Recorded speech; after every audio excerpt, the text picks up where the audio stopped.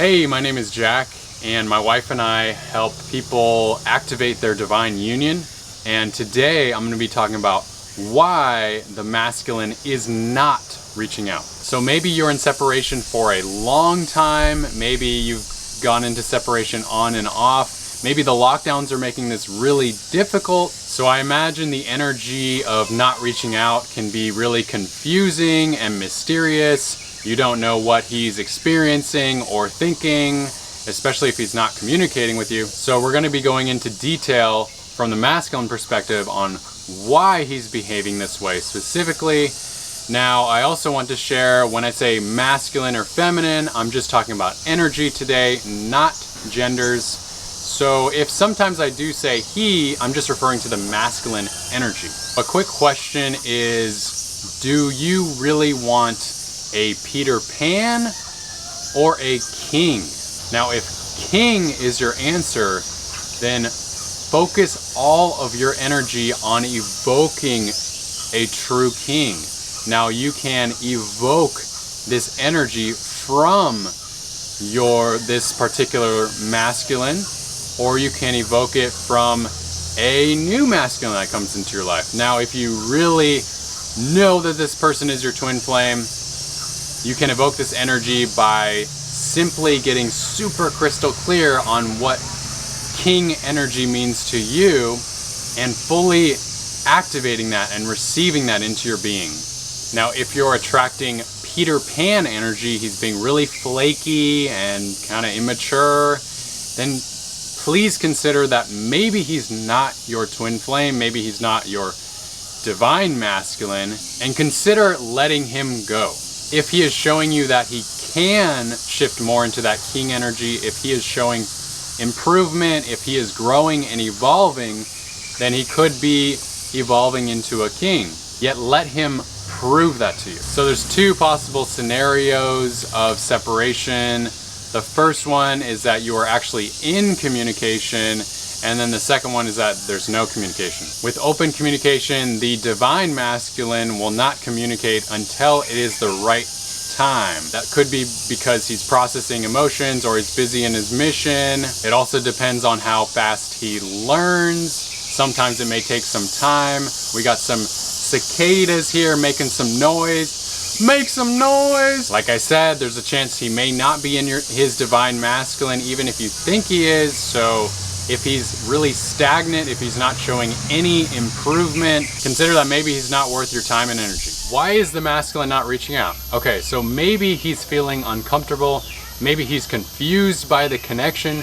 Maybe your connection brings up a lot of unfelt emotions within himself that are really uncomfortable. Maybe emotions related to traumas from his childhood, from his upbringings. These deep emotions come out when there's a lot of love present. Potentially your love for him is opening up wounds within himself that he has suppressed for his life in order to function in the world, in order to put on a persona of confidence, like he knows what he's doing, he knows his direction.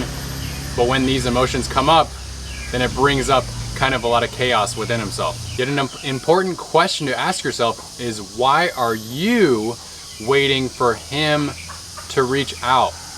What are you really craving? Remember, if he is your twin flame, he is just a reflection of you. Do you have a need for communication or for connection and intimacy that is not being met with him?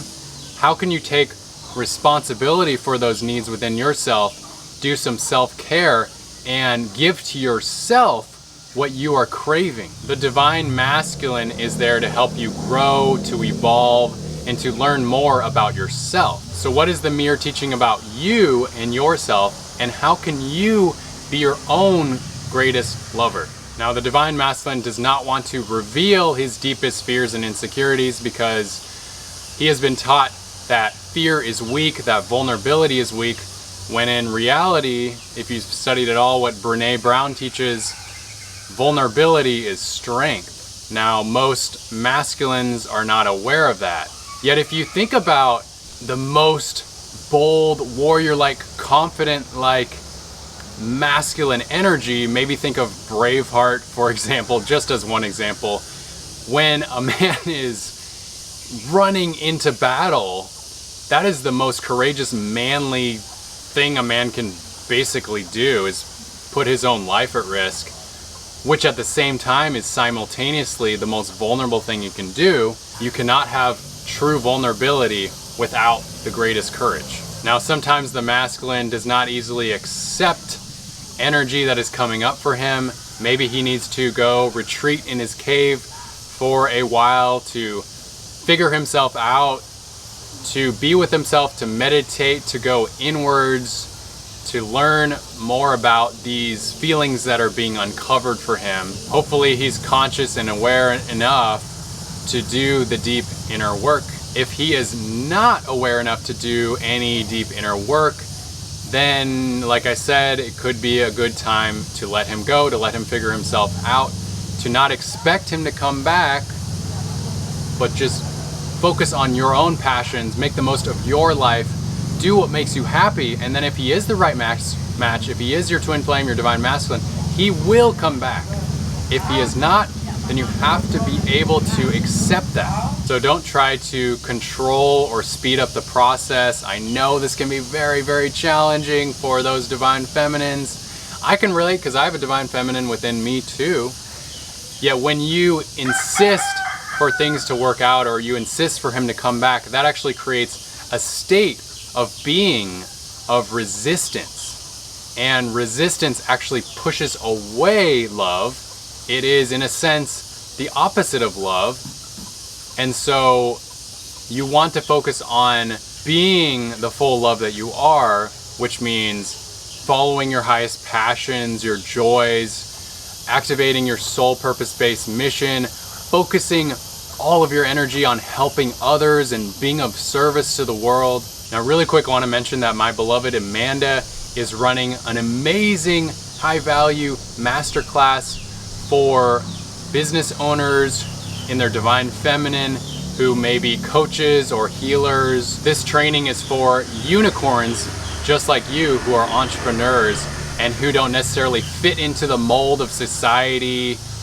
Maybe you do have a corporate job, but maybe you crave growing your business on the side, and maybe you fantasize about building your own business so you can provide for yourself and make more of an impact on the world, helping others and making the world a better place. If that sounds like you, then check out the link below to sign up for Amanda's masterclass. It's called 6 Steps to Enrolling High-End Clients the Feminine Way.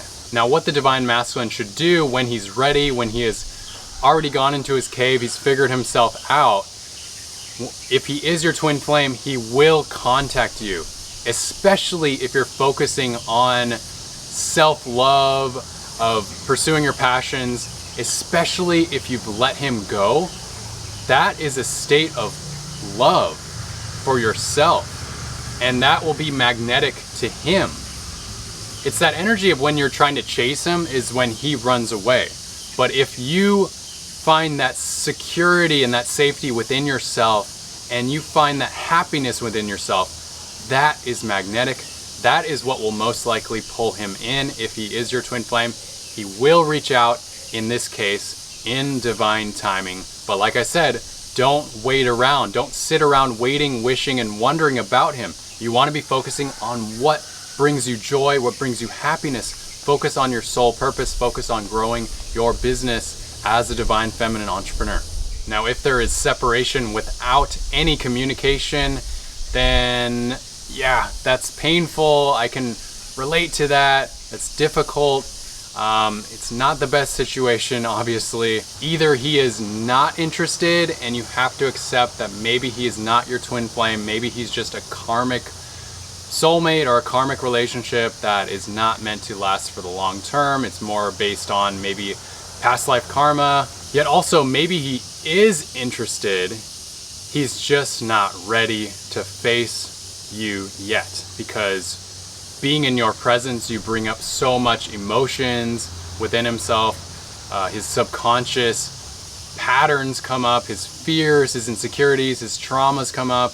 And so in a sense, he's running away from that. He's running away from himself. Yet once you focus on yourself, once you focus on filling your own cup first until your cup runneth over, filling your cup with that unconditional love, becoming fulfilled on your own, giving back to others, that is when he will be more likely to come in.